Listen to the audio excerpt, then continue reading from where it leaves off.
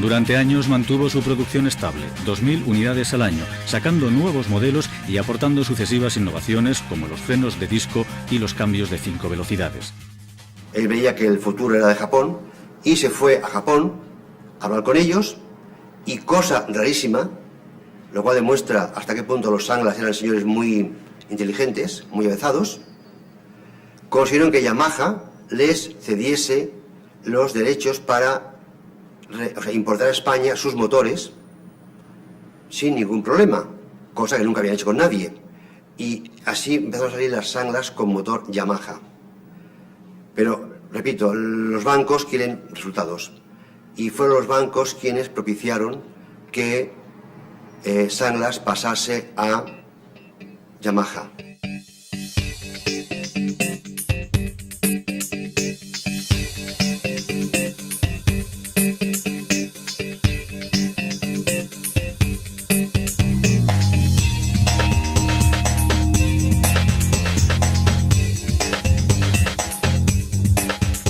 El inicio de la historia de Montesa debe situarse en 1944, cuando el joven industrial barcelonés Pere Permanyer, a sus 33 años, inicia la evolución de su industria de fabricación de gasógenos para la automoción, ampliando su actividad hacia el sector de las motocicletas. Y a mi padre se le ocurrió, como era una época de penuria de gasolina, que no había, empezaban a ver los primeros coches, a comprar un gasógeno a los coches, en vez de gasolina, iban con cáscara de avellana. El año 44 empezó a abrirse un poco la mano, empezaba a haber ya posibilidades de tener gasolina, empezaron a pensar qué se podía hacer con la pequeña industria que ya tenía. Un colaborador de él le presentó a su cuñado, Francisco Xavier Bultó, que era un gran aficionado a las motos, a los coches, a las carreras, y se encontraron el fabricante, el industrial, y el forofo de carreras, de velocidad y deportivo. Se asociaron los dos y aquí empezó el año 45 la historia de Montesa. Paco Bultó, cuando pasa a la Guerra Española, su primer paso es montar una fábrica de pistones y segmentos. Y después, en el 44, ya con Permanyer, es cuando deciden hacer las motos.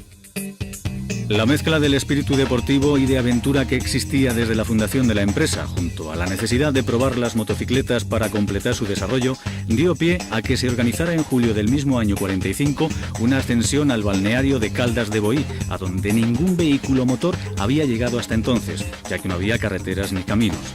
5 motocicletas alcanzaron el objetivo y los pilotos, verdaderos héroes precursores del motociclismo de montaña. Estábamos en un país que salía de una guerra.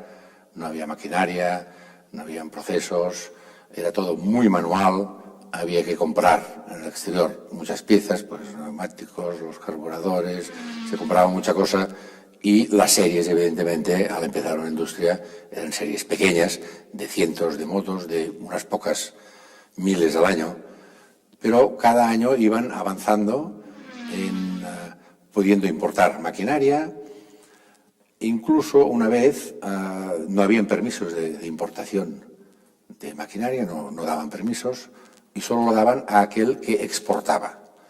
Entonces a mi padre se le ocurrió, tenía un amigo que tenía una bodega en Vilafranca y crearon un vino que se llamaba un vino Montesa.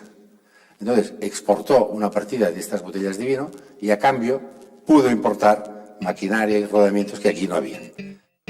Mientras tanto, Paco Bultó diseñaba los prototipos junto a su amigo Carlas Carreras, también ingeniero, que le ayudó en los primeros desarrollos.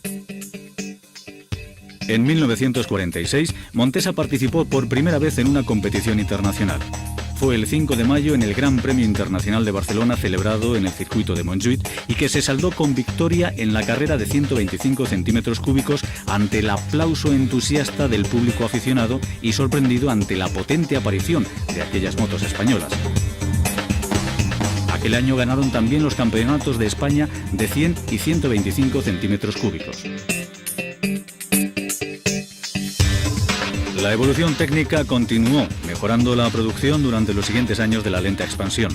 Y en febrero de 1953 se presentó la Montesa Brio 90, un modelo de línea más estilizada y con espíritu deportivo que lleva por primera vez el carburador en la parte trasera del cilindro, además de importantes modificaciones en el motor que desarrollaban mayor potencia y velocidad de aceleración. Un modelo de concepto más utilitario, la Brio 80, se presentó al año siguiente en la Feria de Muestras de Barcelona. La nueva Montesa estaba dotada de ruedas más pequeñas y neumáticos de balón. La conducción de este modelo era más suave y resultaba más apta para llevar a otro pasajero, una opción muy necesaria en aquellos días. En febrero de 1954, una motocicleta tipo sprint participó en el Gran Premio Internacional de Velocidad en competencia con las mejores marcas de la época. El éxito obtenido da a conocer la marca Montesa a nivel internacional. A finales de los años 50, Montesa decide comprar unos terrenos para hacer una fábrica nueva y hay que limitar los gastos.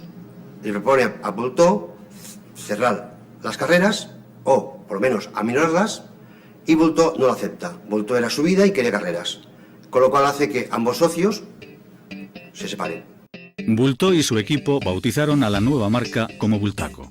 La aparición de un nuevo competidor inesperado y la evolución positiva del mercado contribuirá a que Montesa reconsidere su vuelta a las competiciones. En 1959 se realiza el primer embarque de motocicletas exportadas al Japón, lo cual fue considerado como un hito sensacional. Mientras tanto, Leopoldo Milá trabaja intensamente en el proyecto Impala. Leopoldo Milá asume ya una importancia que estaba un poco de segundo en aquel momento, asume la importancia de diseñar un nuevo modelo con un motor monobloc, porque desde el año 45 el motor poco había variado, y asume el reto de diseñar un nuevo motor, un nuevo chasis y una nueva línea. De aquí sale la famosa Impala, que obtuvo el Delta de Oro al diseño industrial, y además esta moto fue probada en una travesía por África, que 5 expedicionarios con un jeep y 3 Montesas se fueron a la Ciudad del Cabo y hacia España 20.000 kilómetros en aquella época en condiciones dificilísimas y con unos prototipos de motos que aguantaron perfectamente, y fue el bautismo de fuego de este motor que en las 3 motos aguantó perfectamente los 20.000 kilómetros en condiciones durísimas. Todavía hoy se pueden ver Impalas circulando por las calles de Barcelona, hecho totalmente insólito tratándose de un producto diseñado en 1961. La Montesa Impala fue premiada por el mejor diseño industrial en 1962. Entonces, la compañía tenía 460 empleados y una producción de más de 11.000 unidades al año. Las motos de turismo tenían un mercado, en cierta manera, limitado. Vino un poco la moda de hacer trial, motocross, y a todos los fabricantes de aquí se nos ocurrió un poco lo mismo, que era hacer motos de carretera para ir por ciudad y además para ir por el campo.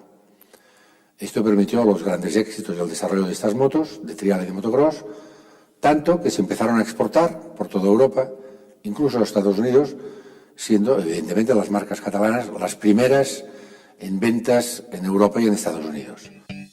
En 1968 se empezaron a producir las Capra 250 y la 360 GP, con diseño claramente diferenciado del estilo Impala.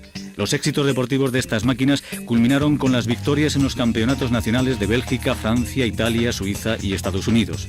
En el año 1968 se celebra el primer campeonato de España de trial. El sorprendente ganador es Pedro Pi, que vence a la potente escuadra Bultaco. Pi gana también las otras 2 pruebas puntuables, el trial de Barcelona y el de Madrid, de manera que se proclama primer campeón de España de trial. Montesa ya tiene una moto competitiva y su nombre comercial será el Dakota 247.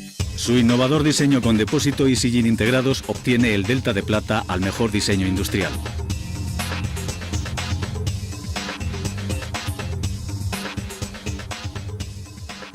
Las motos españolas han estado presentes en muchos museos del mundo. Tenemos aquí un ejemplo paradigmático, que es la Dakota 247 de Montesa, que está en el Museo de Arte Moderno de Nueva York por su diseño tan precioso, teniendo en cuenta que es una moto de la década de los 60, ¿no? Que no estamos hablando de una moto que se ha fabricado hace pocos años, sino una moto fabricada en la década de los 60 y que está en un museo tan importante como el Museo de Arte Moderno de Nueva York. Pero la victoria más esperada se produce en el año 1980 con Ulf Karlsson, que se proclama campeón del mundo con el prototipo de la que será la futura Kota 349.